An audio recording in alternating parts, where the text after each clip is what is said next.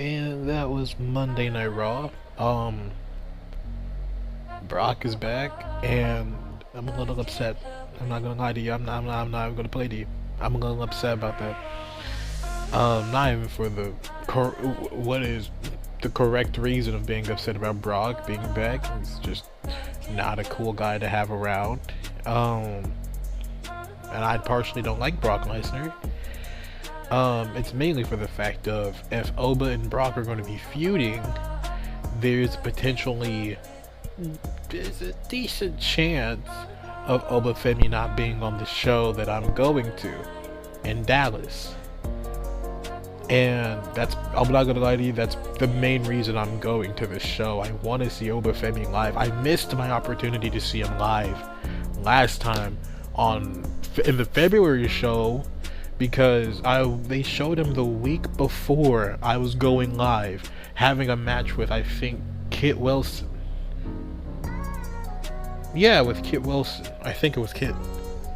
No, it was someone else. It doesn't matter. Kit Wilson. And then the week I went, they put him backstage to have another segment where it was like, yeah, you'll be fighting Kit Wilson next week. And it's like, no, have it tonight. I'm here. I'm ready to see him here. And they did the match the next week. So literally the week before I went, they did it. And the week after I went, they did it. I don't want that to happen again. I don't want that to happen again. I want to see Oba Femi. I want to experience Oba Femi. And if I don't get to do that, I might just leave. Like, I mean, dead ass, dog. Because that's truly the only reason I'm buying this ticket. I want to go see Oba Femi live. And I'm getting floor seats too. That would just be a waste of money. And I understand that. But I just want to see Oba Femi. Is that so hard to ask? Is that so much to ask? To just see one of your favorite wrestlers who should be there on a weekly appearance, potentially not even getting to be out there on a weekly basis, is that so hard to ask? I just want Oba Femi. Anyways, yeah, Brock is back though, and he attacked Oba Femi before his open challenge could commence, seemingly unretiring. Hit him with, I think, what, like 5 F5s? 4 or 5 F5s? And then later on, we got a little contract between Paul Heyman and Adam Pearce saying, hey, I'm just saying, Piercy, if you want the biggest rematch there is, have Oba Femi sign this little piece of paper for Clash in Italy. You'll get yourself a wonderful treat if you do so. And he just walks away. So we actually might be getting this match at Clash in Italy, which is the end of May. So maybe he will be in there, because the show I'm going to is in July. So maybe he will be there. And if he isn't though, mark my words, you will not get a Raw review that night. Because I'm willing to post the entirety of that show that I get on my camera to the YouTube. I'm telling you now, if Oba Femi is not on my screen, you're not getting that video. That's all I'm there for. That's literally the only main talking point I had. Oba Femi is being challenged by Brock Lesnar at Clash in Italy. So let's go ahead and get on to the rest of the match. I'm going to make this quick. I don't have a lot of notes. I don't have a lot of things to say. Let's honestly get this out of the way, because I'm tired, boys. Wow, dog, I'm tired. Roman Reigns opens the show. He's like, I need to talk to Jacob now. And Adam Pearce is like, but I want to fire him. Not now, Pearce. I just want to talk to him. So Jacob comes out and was like, well, I'll fight you. Don't know about the talk. I'll fight you. The Usos come out and Jimmy cuts a hell of a promo like, yo, you keep talking about giving your family a better life, kids better schools, better things, all of this, but look what you're doing now. You're about to get your ass fired, cuz. And then what? You're gonna go get your ass back into jail? Jail? Like, come on, think about it. All you had to do was acknowledge your tribal chief. And then Jacob attacks him. Jay looks good with the little buzz cut. He busts the hair. He looks good with it. He looks more intimidating. But yeah, Jacob beats them up. Roman comes out to even the odds, and now all three of them basically beat down Jacob Fatu. Hit the 1D. They tie him up in the ropes. A lot of Superman punches, a lot of super kicks, and then a good vicious spear from Roman Reigns to put him down for a little bit before they fully left. Jacob gets the mic and says, "I want you in tribal combat." It was like, oh, okay, that's interesting. And Michael Cole says, "We've only gotten 2 tribal combats." 2 of them. And it's like, what was the second one? Am I stupid? Oh, I know the J one happened. That's when Jimmy fucking came up and turned heel for whatever reason. What was the second one? Was that the solo match with was that Solo and Roman, the first Raw on Netflix? Doesn't matter. I don't care that much. You get Finn Balor versus JD McDonough in a street fight match. I think the best match of the card. I think the best match of them all. There's not a lot of matches on this, so yeah. There's not a lot of matches. Yeah. Finn ate a kendo stick straight to the back of the neck. Ugh. Nasty stick. Nasty kendo stick. They started fighting within the fans into a little stance. That was kind of fun. And he did a moonsault. JD did a moonsault off one of the crates. That was cool. Then we get Dom interference. A superplex through the table. That was fucking awesome. For a very close and near 2 count from JD for JD. Before they got some trash cans, they started attacking Finn with the trash can. Dominic was about to hit the 619, but Finn moved out of the way, get JD down. So JD got hit with the 619, hit Dom with the trash can, and a coup de grace for the 1-2-3. Finn Balor beats JD McDonough. Hopefully this feud is over. It's not going to be over. It's never over. We get a Seth Rollins promo that went on for too long. Basically the promo was just like, I want Braun Breaker in a match tonight, and we didn't even get that. But he circled like, I haven't had a match on Monday Night Raw in over 9 months, and it's about time we change that. You see, I went to Adam Pearce. It's like, just tell me who you're fighting, Seth. I don't care. We got Sol Ruka talking to Byron Saxton, like, yeah, I plan on doing some big things up here, facing some more big names. And Becky Lynch comes up and is like, you're a loser, get out of here. And so I was like, you're right, I'll get out of here. And I'm not gonna lie, this was kind of funny because Becky was like, you see how easy the generation just gives up nowadays. You see how easy they just kind of walk. See, back then in my generation, wait, is that her theme song? Oh no! Like, she's in the middle of complaining, then her theme, and then Soul's theme song just started playing while she's in the ring. It's like, I mean, Becky, you wanted me to leave, but I don't want to. So how about we fight? How about we duke it out? Duke it out right now. And Becky was like, Nah, not here, not here. Maybe if you beat me at Saturday Night's Main Event, then maybe I can throw this title on the line, but that's a maybe. So we'll be getting Saturday Night's Main Event. We have 5 matches for Saturday Night's Main Event. Holy smokes, what have we done to deserve all these matches? Just popping left and right. Oh my god. We got Los Americanos versus American Americanos again, and a tornado tag this time, which was actually decently good. I'm going to be completely honest, this is the match I didn't pay attention to because I was in the middle of finishing my Hulk Hogan episode 2 watch, because I didn't do that earlier. I should have done it over the weekend when I had the time, and I fucking forgot to.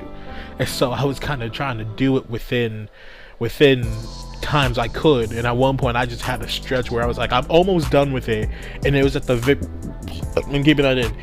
There's a stretch where I was almost done with it, but it was also like nearing the end of that match. I was like, it was that, and then the Ethan Page interview that I just kind of glanced over, because it's like, I'm almost done with it. I gotta just get this run out of the way. But after some really good lucha shit, Los Americanos won, not the American Mexicanos, but Los Americanos won. Really good match. I dig this match. Fucking the Usos were talking backstage. Fucking LA Knight came out of nowhere. Where the fuck have you been? He did nothing this episode. I will get to him in a little bit again, but he did nothing this episode. But yeah, LA Knight was just like, hey, why the fuck are y'all with Roman again? I thought y'all weren't doing that no more. It's getting kind of silly over here. What the fuck? It was fine. It was fine. The Judgment Day versus Brie and Paige. Fucking Brie, dog.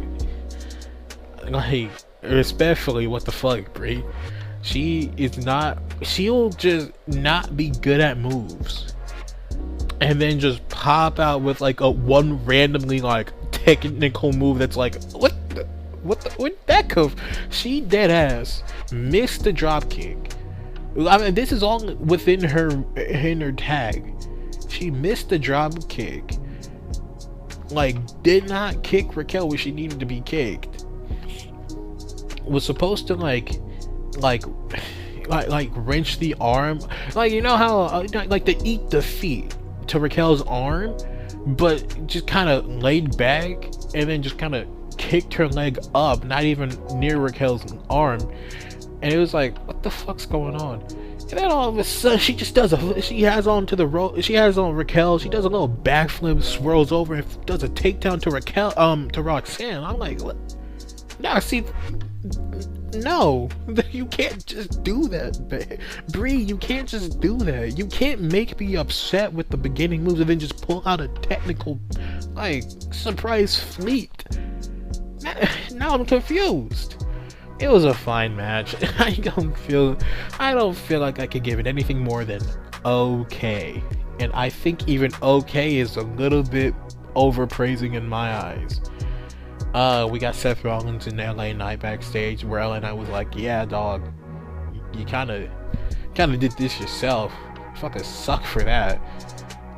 So good luck. Have fun with that, bud. He just walked away. He literally flew to wherever they're at. I don't know where they're at, but he flew to wherever they're at to have one confrontation with the Usos, have a confrontation with Seth Rollins, literally with his bags, and then left. You probably shouldn't have just not shown up, LA Knight. I'm not gonna lie to you. You shouldn't have just shown up. We then get the Brock and Oba thing. I'm telling y'all, bros, I'm gonna do like a live in action review there, where I show y'all the matches and everything happens. If Oba Femi is not on that match card, if Oba Femi doesn't show up, I'm being totally honest, you're not getting that video. You're not. You're not. The Street Profits were backstage talking about they want the smoke and they want the tag team champions, which then led to Seth Rollins versus Austin Theory. Dawkins breaking away just to talk to Seth, like, hey man, good luck out there. Seth said, I know I don't have any friends. It's like, okay, I was saying good luck out there. Okay. Seth comes out, Theory comes out, and it was a fine match. It was okay. it was good. Working over Seth's knee, Logan Paul doing the Logan Paul things with the brass knucks. That was cool. After a while, Logan got himself bopped in the head. Theory got hit with a stomp, and then Seth wins. I said earlier, kind of to myself, just thinking, it was like, I miss when the main event was a match. And then we got to our first commercial break, and I was like, I miss when the main event was a good match. It was a good match. I enjoyed it. It was fine. Logan Paul attacks Seth, and then we get Angelo Dawkins coming out to help Seth, but then he gets beaten down, so then Montez Ford has to come out to even the odds, takes out the Vision, does his nice little corner flip. Gee, it's a scary move to see every time, because it almost feels like he shouldn't hit it. Like, you almost, you see something that's like, that shouldn't have worked like that. That's how I feel when he does the corner dive, where like, he'll jump up and like, you shouldn't be making that, and then he makes it's like, that should not have happened. And then Braun Breaker comes out to spear Tez, and hits like this weird F5 gutbuster to Dawkins. That was kind of cool, scary, cool. He attacks Rollins. Rollins fights him back before being hit with a spear, W spear. And then I guess the Vision just decided, yeah, what if we killed him? So they undid the steps. We're getting ready to smush his head in between the steps, and then the unit, what the fuck is they called? Authority came out to stop him, and that's the end of the show. Yeah, that was the end of the show. It was all right. It was fine. It was fine. I don't even want to give it a 3 out of 5. Is that bad? Because it's not bad enough. I don't think it's really bad enough to give it a 2 out of 5.